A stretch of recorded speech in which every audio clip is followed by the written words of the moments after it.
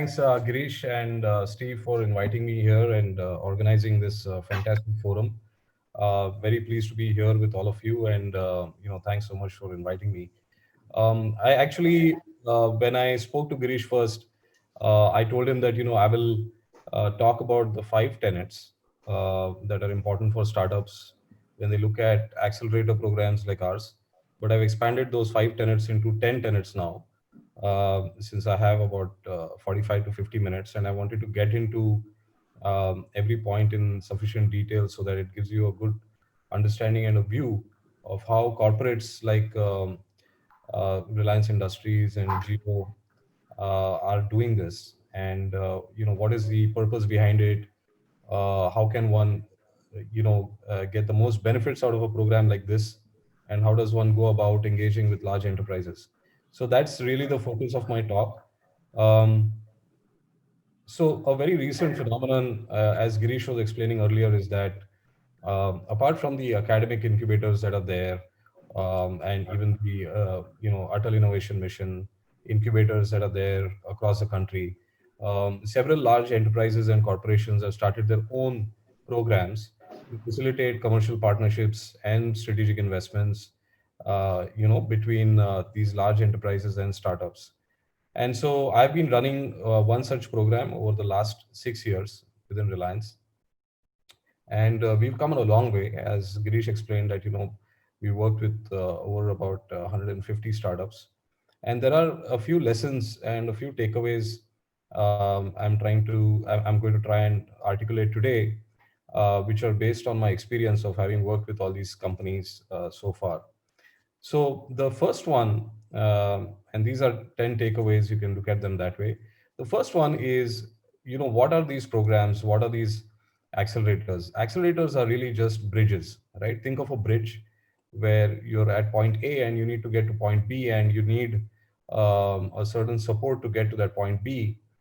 You should look at really accelerators as bridges to get to where you want to be in a large enterprise. And these bridges actually help you navigate a very large ecosystem efficiently, and you can get you to your goal within that large enterprise.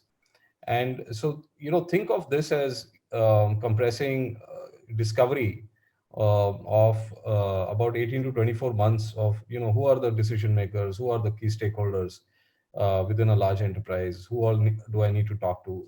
Imagine compressing all of that discovery into a matter of weeks, and getting in front of all the key decision makers with the right value proposition just in time. Uh, so accelerators are really bridges. I think that's the first point that I'd like to make, and they really help you sort of compress the time needed to get in front of the key stakeholders within an organization. The second point that I'd like to make is, when you apply to a corporate accelerator program, make sure that you have enough cash in the bank, or you have enough runway. Either you're bootstrapped or then you've raised capital from investors.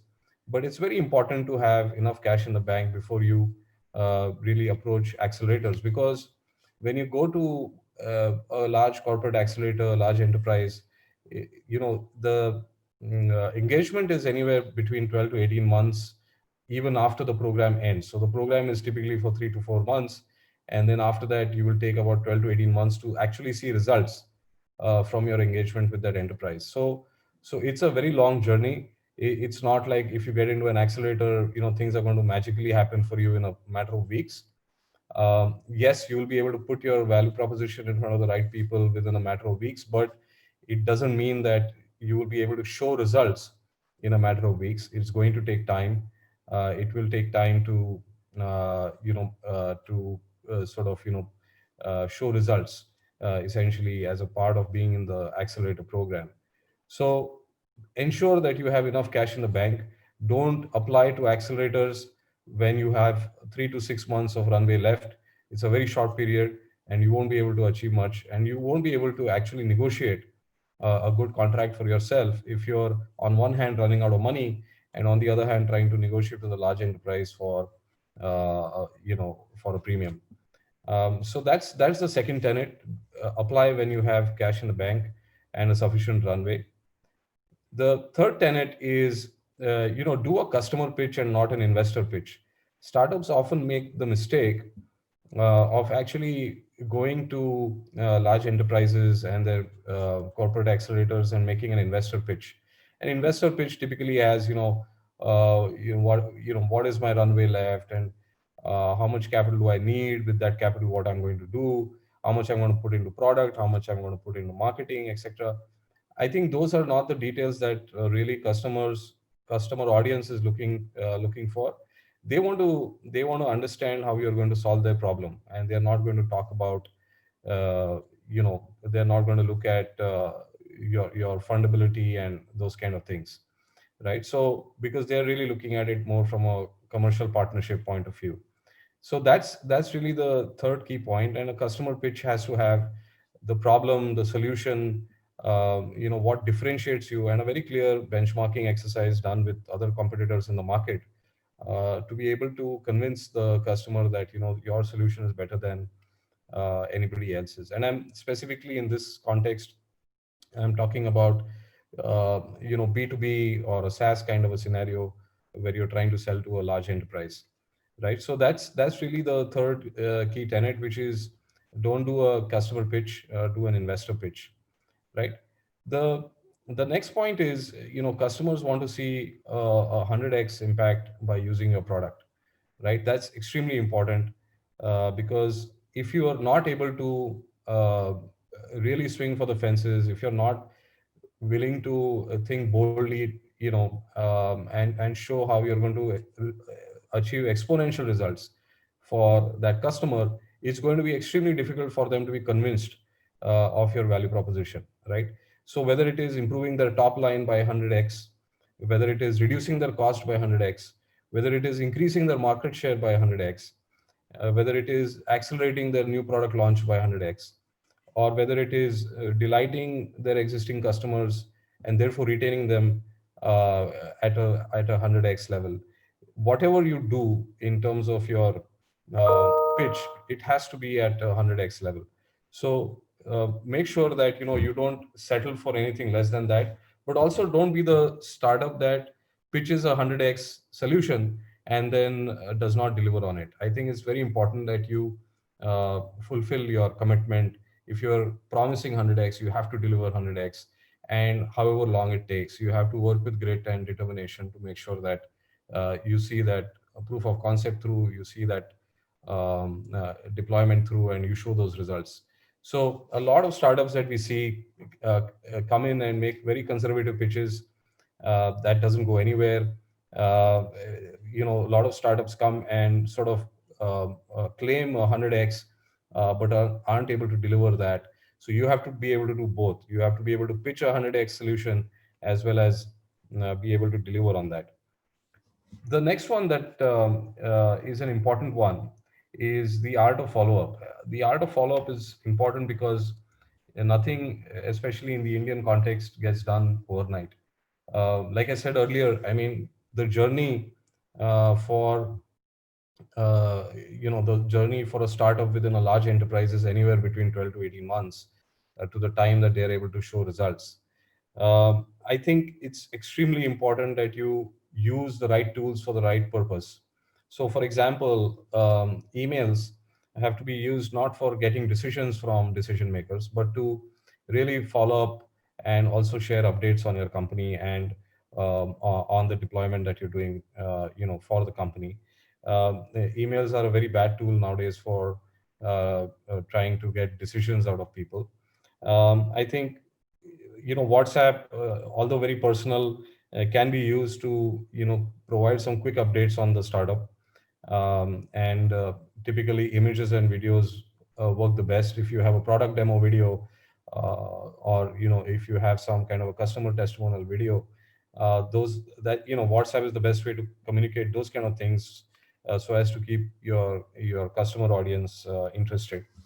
I also think that phone calls and video calls are extremely effective for getting decisions out of people, and those can go as long as possible.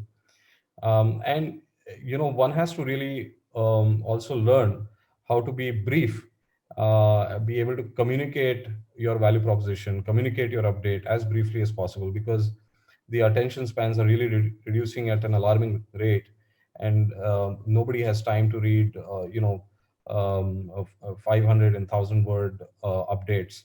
You have to be able to crisply update somebody in as many words as a tweet takes. 240 characters is something that you should be able to communicate in. So that's the ace of the follow up. I think art of the follow up. I think that's really important in India. And without follow up, nothing happens. And these are some of the tools and methods that you can use, especially in the context of a large enterprise, to follow up and get your things done. I just want to extend on a few things around your pitch, and go beyond just these five tenets. So the first thing is that, we often see startups coming and pitching a technology as opposed to pitching the end use case.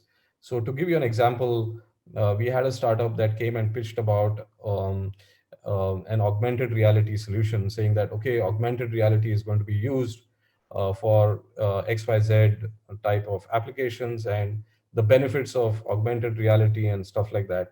I think customers are not as interested in what technology you use. I think they're sufficiently updated on what technology is emerging, but how you can use that technology to achieve the goal for them, right? And there's a big difference out there. I think startups just sometimes don't connect those dots, don't end up connecting that link, and therefore lose the customer's interest very early into a pitch. So don't pitch a technology. And we have so many startups coming nowadays and talking about AI and ML and AR and VR and blockchain and so on and so forth. I think those are just technologies, but where can that technology be effectively implemented to achieve the result for the customer is more important than the technology itself. So don't pitch a technology, pitch the end use case. The next one that I'd like to highlight is you need to be able to study your customer really well. I think a lot of startups make this mistake of getting into meetings without knowing who the person they are talking to, what is that person's background, which companies has that person worked for, and all this information is available on LinkedIn, right? For a lot of people, it gives you a lot of context in terms of uh, who that person is, and what that person's journey has been, and you can find synergies, and you can find common talking points that you can use in your pitch, which can get them interested in what you have to say.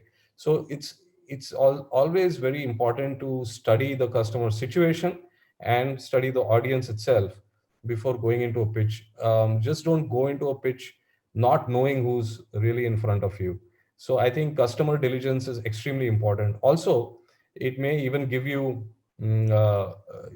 some insight into whether you should actually be presenting to the customer that you're approaching. In certain cases, maybe he's that person is not the right audience for what you're pitching. And if you do your research well, you'll be sufficiently prepared when you go into such meetings. So that's another takeaway for startups. Um, the other thing that I want to touch upon is pitching for solving the problem as opposed to selling a solution. And there is a big difference between the two. When you pitch to solve the problem, you're actually getting connected to the audience around the problem, and they have to be able to sense the problem before you even start talking about the solution. And I'll give you an excellent example of this that happened in our third batch at GeoGen Next. We had a startup that essentially did accounts reconciliation between an e-commerce marketplace and a seller. So you have these e-commerce marketplaces which has multiple sellers on it, through whom these marketplaces sell the products, right? And there is a bit of accounting reconciliation that happens at the end of every month or every quarter, to make sure that all the money is settled in the right way. And there was a big confusion over that. And this person was so passionate about just this account reconciliation problem, that when he came and he pitched to our audience in retail, and retail was a seller on a particular marketplace, it instantly kind of clicked with the audience. I mean, they instantly saw it as their own problem, and they were able to relate to it, and they understood that what he's trying to do could potentially save them a lot of money going forward. And it was unbelievable. I mean, 15 minutes into the pitch, they said, okay, I think we are convinced about the problem you're trying to solve, and also the way you're going about it. In fact, he didn't even have a software at that point. He just had a spreadsheet that he was showing in terms of how one can settle these accounts effectively. And within 15 minutes of that pitch, what I saw was incredible, where all these people in the room flocked around him and were asking him, bombarding him with questions in terms of, okay, how do I solve this? How do I solve that? And really, I mean, at that point in time, what struck me is that a founder, when is selling or when pitching a startup or a product, has to really come off as a domain expert in that area. I mean, it cannot just be that you've thought of an idea and you have no understanding of what the real world actually needs. And that really struck me, that deep domain expertise is extremely important. And they saw him as an expert who could solve that problem much before the software could actually be implemented. So the recognition of the founder to be a domain expert is extremely important, and you have to be pitching for solving the problem and not selling a solution. And by the way, these are not my words, these are his words, because I asked him later on, I asked him, why is it that I saw this scene where all these people were flocking around you after your pitch? He said that that's because I wasn't trying to sell a solution. Most startups come and start talking about their product straight away, without really explaining the problem that they're trying to solve. And that's the only difference between me and other startups, the way they go about it. And that made tremendous sense to me. So it seems very trivial and obvious, but believe me, I mean, even today, even in spite of all the learning and all the YouTube videos and everything that's available out there, startups still make this mistake. They get into presentations selling their product instead of selling the problem. So that's the other takeaway that I have for you. I think when you go to large enterprises like ours to sell or to partner, you have to do it for the right reasons. Because large corporations look at fundamentally startups very differently. I mean, they look at them um, as solutions. Of course, solutions to their problems, but also how they can get ahead in the market. And they have all the resources in the world, and startups have no resources, but they have ideas and they have innovation. So you have to go to them to really see how you can scale up, whether it is through a commercial partnership or investment, or whether it is through just access to their market, through to their resources. So go to them for distribution or for scale up capital. Don't go to them for any other reason that you might have in mind, because it won't really matter to either side if you go with any other objective. Um, then I would like to say that don't pitch anything that takes 3 to 6 months for a large enterprise to build in-house. And that's really important, because if you go with a product value proposition where you say that, okay, this is going to take only 3 months or 6 months, or if they find out that it's going to take only 3 or 6 months to build, then it's not going to be a fruitful engagement. I think they have to strongly feel that this is a 15 to 18 month journey for them, if they were to replicate what you built by themselves. And they need to have the confidence that, okay, this is something that can really help us accelerate and solve our need today. So instead of waiting and instead of recruiting and instead of building, I think we can just use this product and get ahead in the market. And I don't see startups working on ideas that are that hard to replicate. And that's one of the biggest problems that I feel exists today with the way startups go about building their products. So you have to really go after something very hard that cannot be replicated very easily and in a short period of time. Um, Finally, I would like to say that startups should also look at large enterprises, and through their corporate accelerator programs or even otherwise, as investors as well.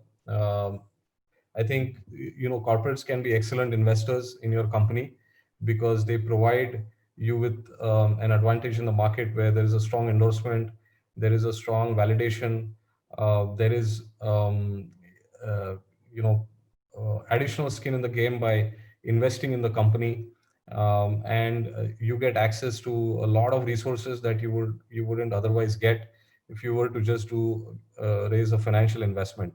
However, I must caution you that you should go and you should raise investment from a large enterprise at the right time. uh, the best time is not when you're in a POC stage or MVP stage or even like a pre-product market fit stage. You should go typically when you need scale and you need reach and you need distribution. Those are the right reasons to go to corporates for raising capital, and that's where that capital is best utilized. So these are some lessons that I've learned over the years of having worked with different startups and engaged with them. We have over 6 years about 150 startups, and about 40 of them have entered into a commercial engagement with us at Reliance and at Geo, and they have collectively raised about $234 million from the market, and we have facilitated three strategic investments as well by the group into these startups. And I think GeoGen Next as a program, is an excellent program if you want to get a jump start to a relationship with the Reliance ecosystem. So any of you are building ideas that could, where you see synergy with Reliance or with Geo, I think you should definitely approach us, and we'll make sure that we, you know, discuss it That and see that that. brings me to a very interesting point, Ame, because like when I was introducing to you, I mentioned as well that many startups who reached out to us, they had this question for you as to how should they get into GeoGen Next specifically and inside the Reliance ecosystem in general. Because if you see, we during the pandemic, while everything was really going negative, on every front, Reliance Industries Limited was the only ecosystem that was thriving and giving a great sense of hope in the turmoil economy. So everyone has this question as to how they can get in touch with you, how they can enter into Reliance GeoGen Next ecosystem, and also work with Reliance for that matter, because that itself could be one of the largest, greatest, and a big customer that they could work with on that idea. Absolutely. So we have two programs. One is called Basecamp, which is a 12 weeks engagement. We are starting with our 13th batch of Basecamp in mid-January, and we've closed the applications for that particular batch, but the applications will be open again sometime late January. So I will alert you, Girish, and maybe you can share the link to the application form with the startup audience that's attending today. Um, it's a very simple form. It takes about 15 minutes to fill, and that form gives us a lot of clarity about the kind of business that you're trying to build.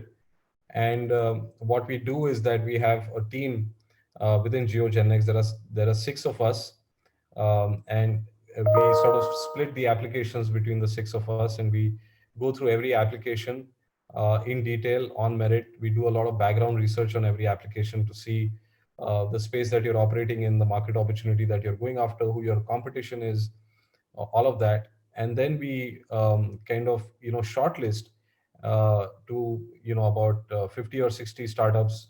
Once this shortlist is there, we do detailed interviews with founders just to understand everything that we can about the business.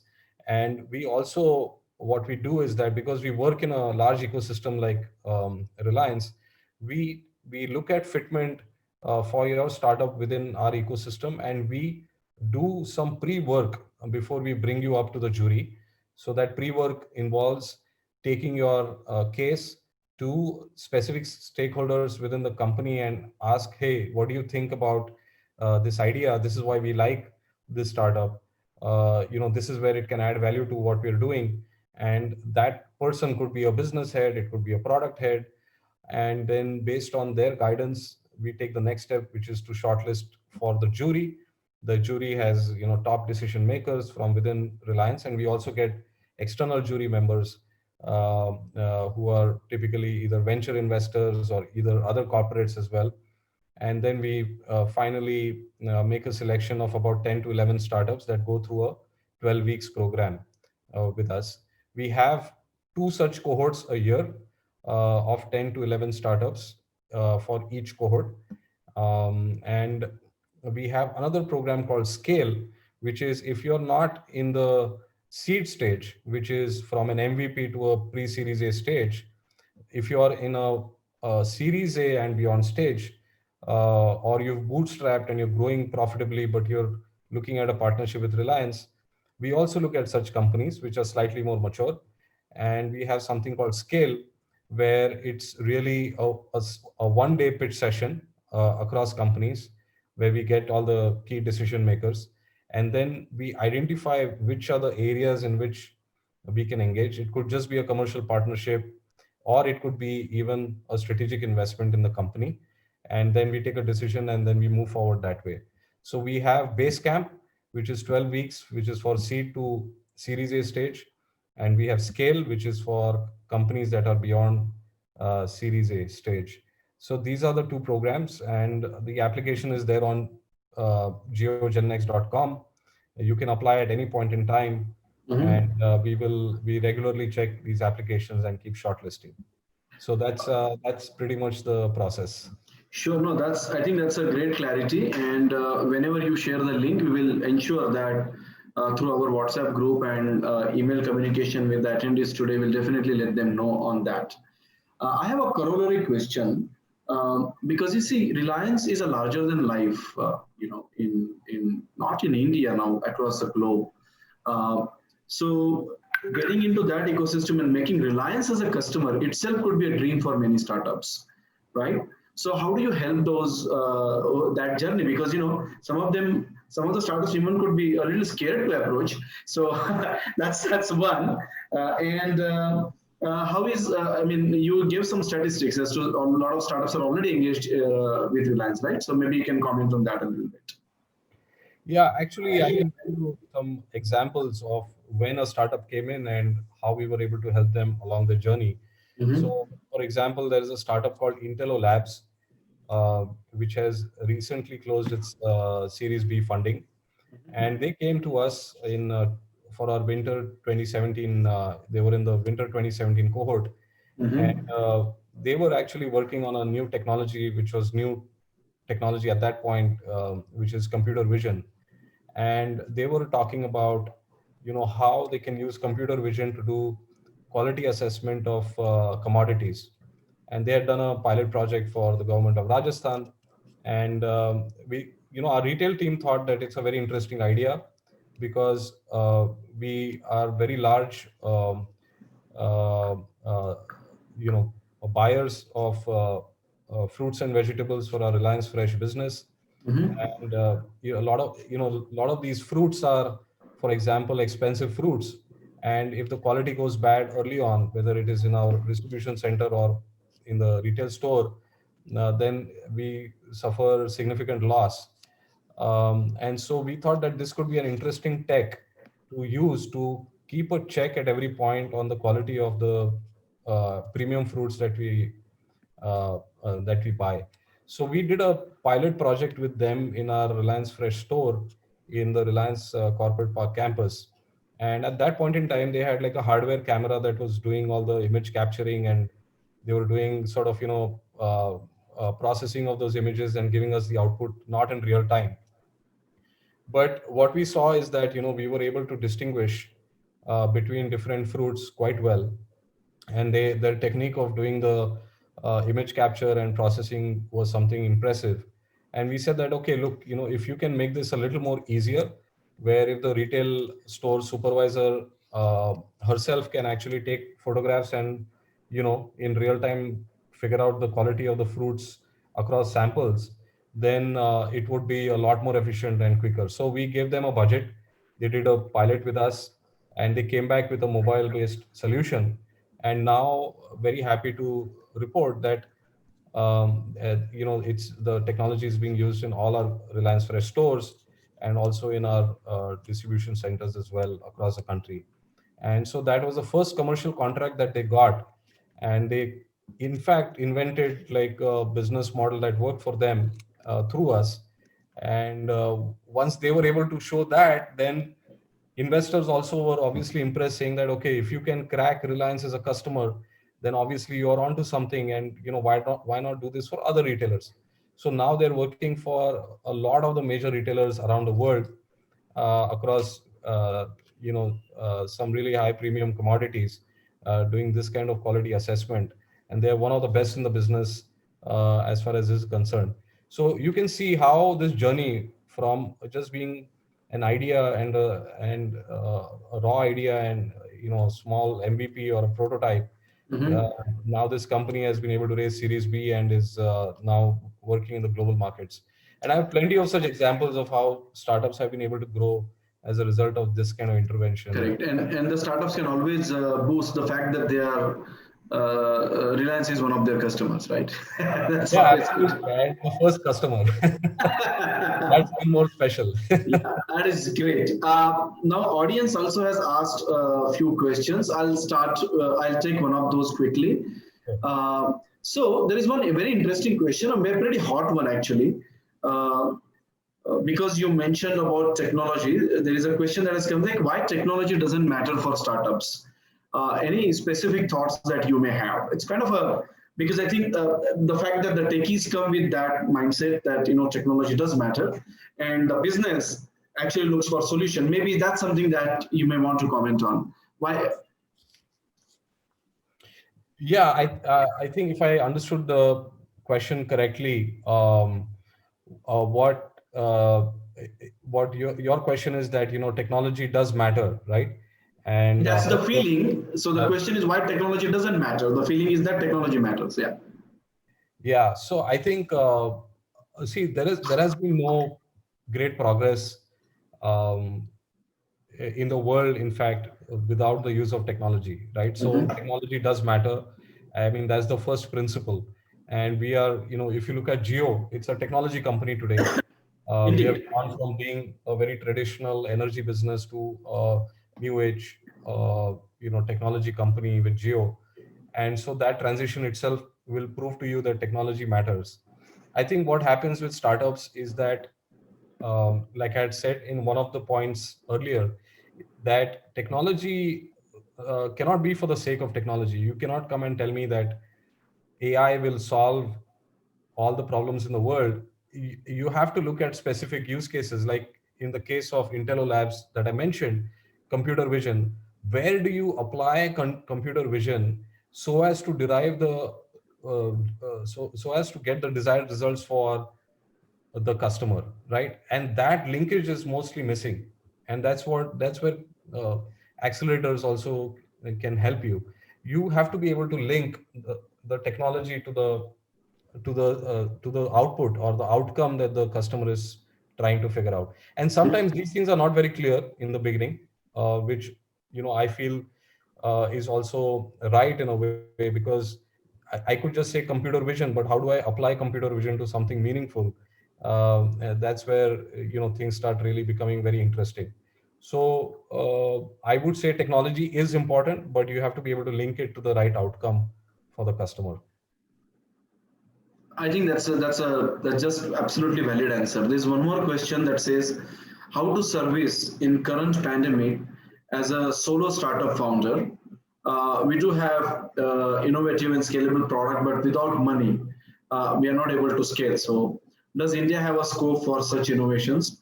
Why don't we have entrepreneurship in our academic syllabus? So it's more of a philosophical question.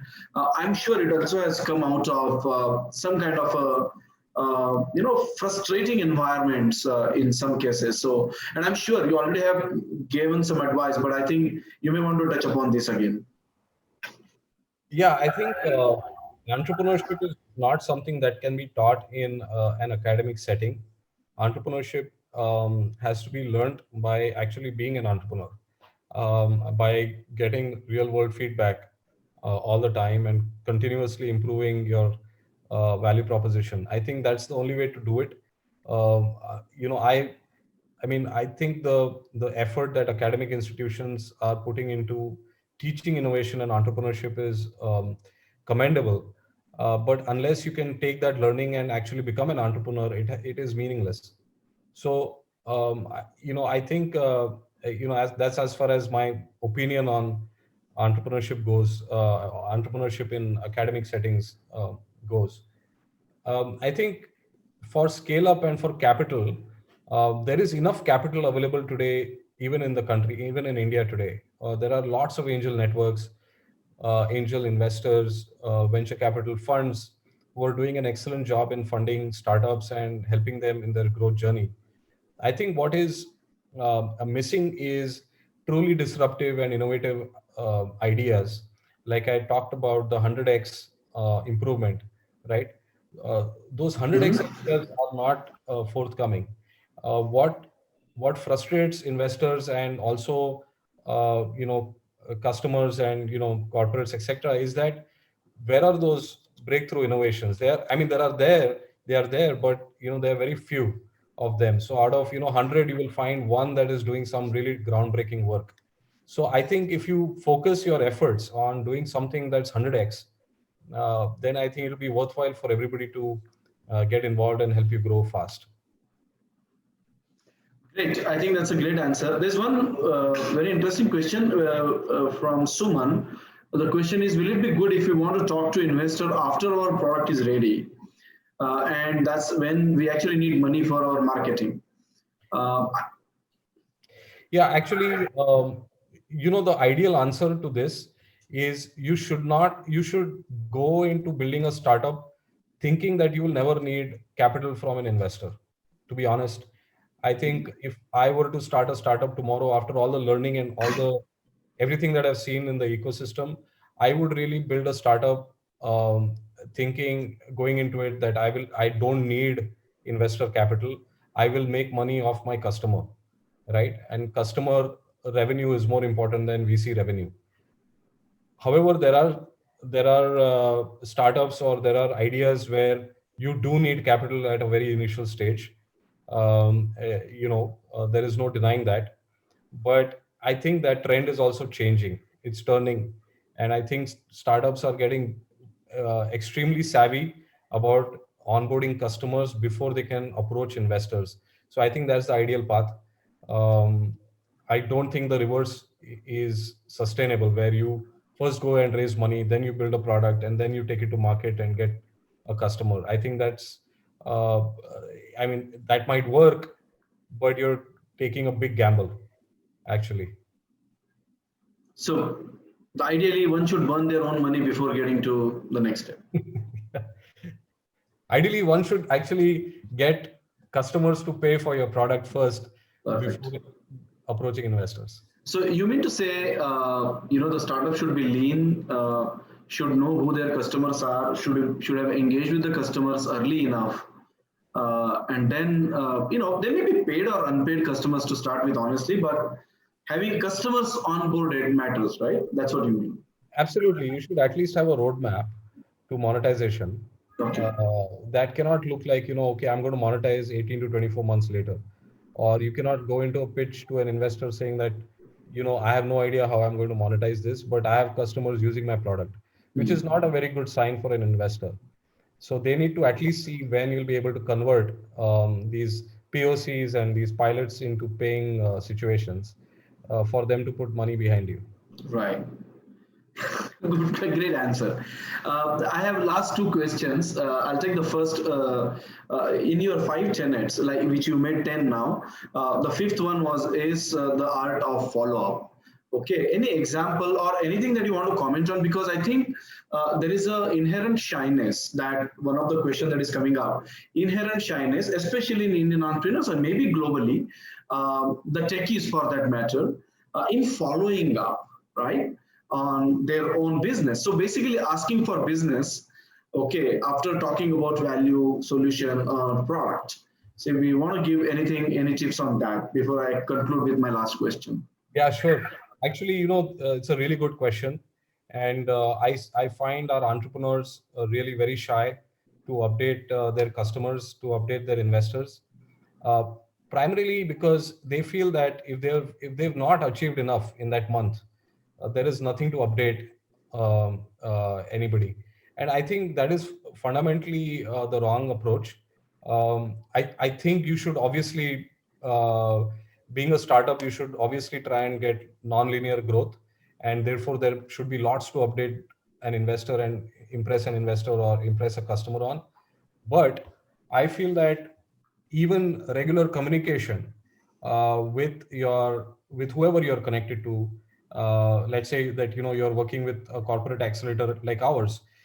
If you're a startup that has gone through the program, and if you don't send me like a monthly update, then I'm not sure what's going on with you, and I'm not able to position you for further conversations within our ecosystem also, right?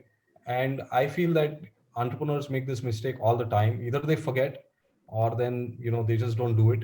And I think they should start doing it, so that because everything is based on relationship and everything is based on engagement. And if you can't engage your customer or your audience, it's very difficult for us to promote you. So one need not be a shy and be persuasive and be following up all the time. Great. No, that's awesome answer. I have one very interesting question for you, which is not the last question now because this has come up now. Uh, how to incubate a new startup without losing a job? I think where it is coming from is we have many folks around us, for that matter, who are working somewhere but still are craving for something. I read a Harvard Business School report that the most successful entrepreneurs globally are in their 40s, early 40s, for example, which means they are working somewhere and they want to work on something in startup mode, right? So, well, take the question. It's for you. See, I'll give you basically two answers to this question. Um, the first answer is that if you want to do a startup, and if you want to raise money for your startup, or if you want a customer to believe in you, they have to know that you're putting your entire life savings and your entire effort into it, right? Without which there is no belief from the other side. And I'll give you an example. Actually, there's a startup that graduated from GenNext, and the founder of that startup actually told me once that when he was starting out, he was in a job, and he went to one of his very close friends, who's a top executive in the industry, a high net worth individual, who had committed that if he starts a startup, he will back him with the first check.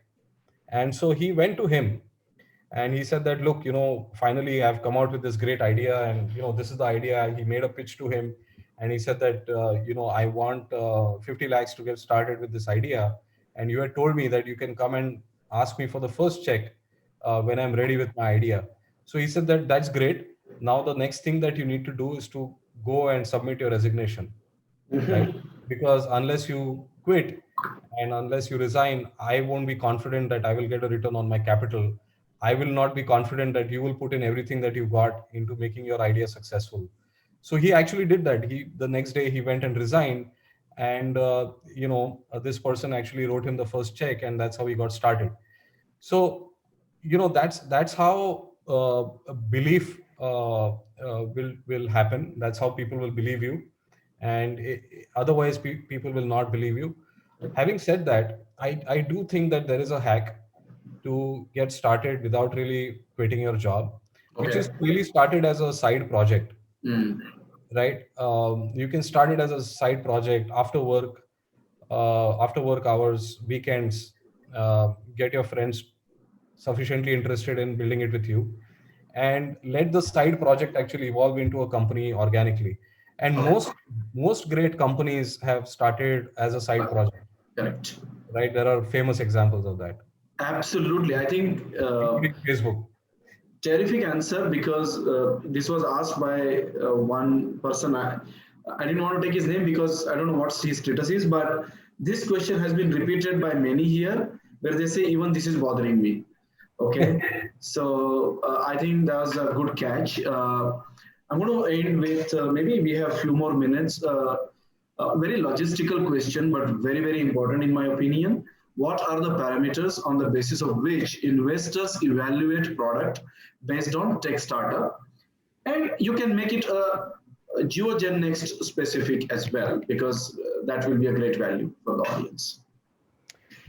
I think from a GeoGenX point of view, my biggest feedback to startups when we interview them based on their application is, um, if I see that this has some applicability within our ecosystem, then I'm able to take it back to the right stakeholder within our ecosystem and get that person to sign off on a potential POC.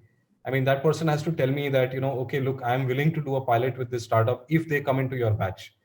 Even that level of validation is enough for me to induct a founder and a startup into the batch.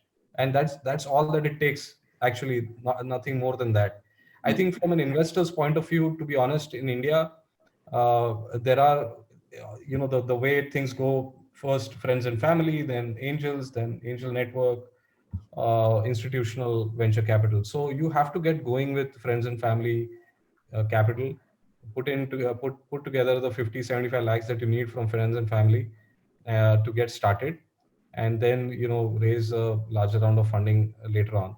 And so for your product, really, even if you don't have any traction, you can still raise a small friends and family round and get started. But you need to have, you need to be able to connect with people and convince them that this is the right idea to back. And once you've actually shown some traction, then it's a good idea to go to investors and then seek more money from them. I would Yeah. never go to an investor without any traction, to be honest. I think you answered a couple of more questions in that, which actually means that find a good taker around you. If your friends believe, you can always have investors who can believe in you. That's the that's the best way to put it. Absolutely. Awesome. There is one more question. Hi, Ameya. Someone has said you hello. His name is Samir. And good to hear always from you. His question is B2B versus B2C always has many companies early on dabbling both, as each revenue cash is important for both of them, and one does not want to say no for the business. So, what's your take on ways in which entrepreneurs can navigate these things, whether to be in B2B, B2C, and how to go about it? See, fundamentally, I feel that, and earlier Girish talked about, being over 40 and so on and so forth. I think B2B startups have always been started by people who have been in that industry, have seen a problem, weren't able to solve it in that Okay, yeah. in their environment, but thought that it's a big opportunity, and their company is not doing anything about it, stepped out and built a company. I mean, that's how it's always happened in B2B, and that's how it should happen, because there is a certain amount of understanding that you have of the problem that matters in B2B. So you cannot just be fresh out of college and trying to build a B2B business. I mean, that is very rare. I can't recollect any examples of that kind.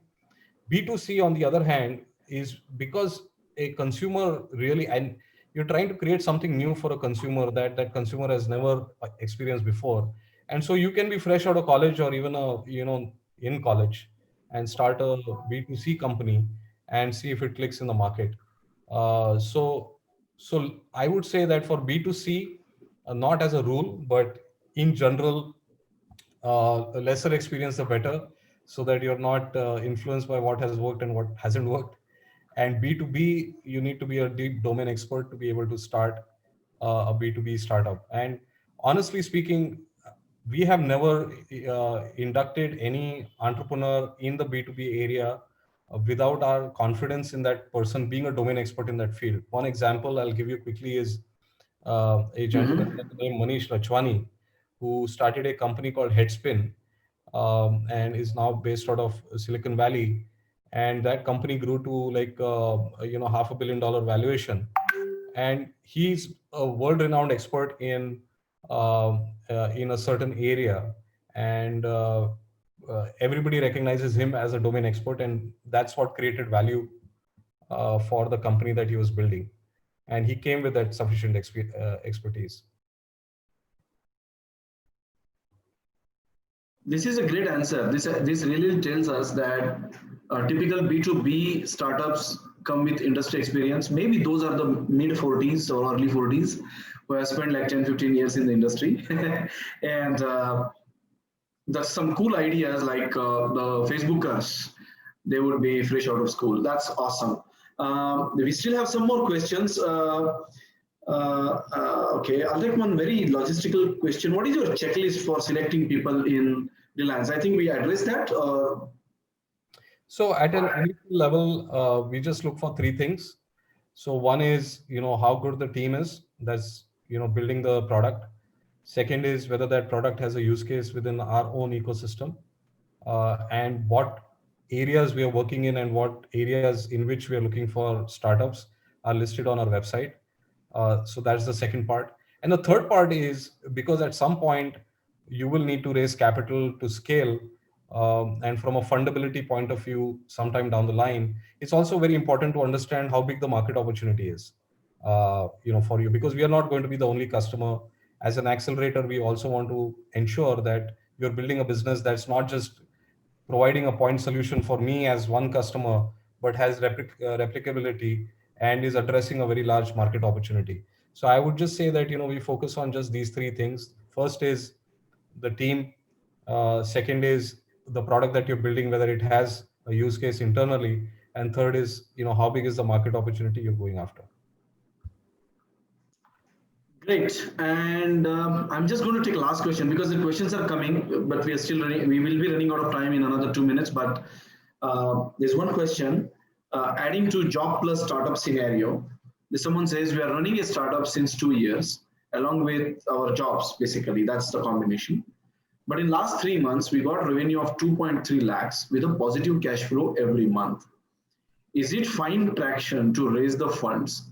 We are eager to enter into startup full time, but we'll still start. That's the answer. But they got money coming in from customers. That's what they're saying. I think if you have money coming in from customers, you should rush to your investors and ask them for some seed capital.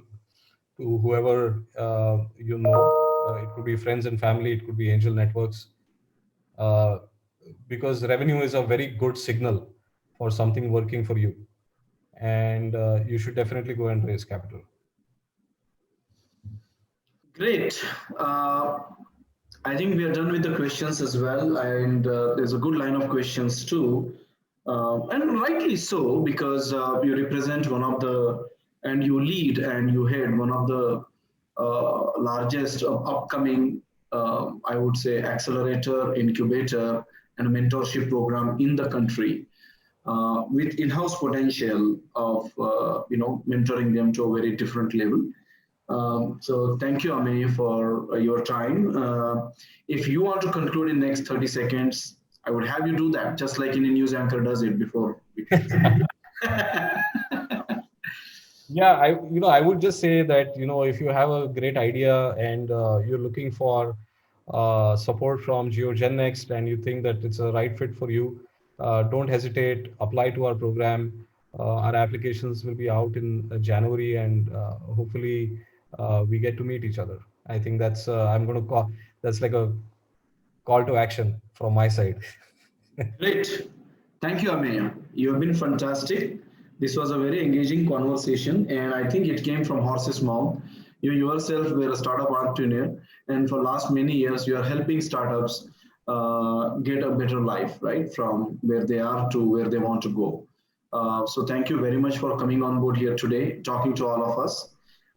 And we all hope to see you face to face, maybe in our next year's version of this event. Yeah, absolutely. Thank you for having me here, and hi to Steve, who's joined us now. Mm-hmm. And hope you guys have a great event.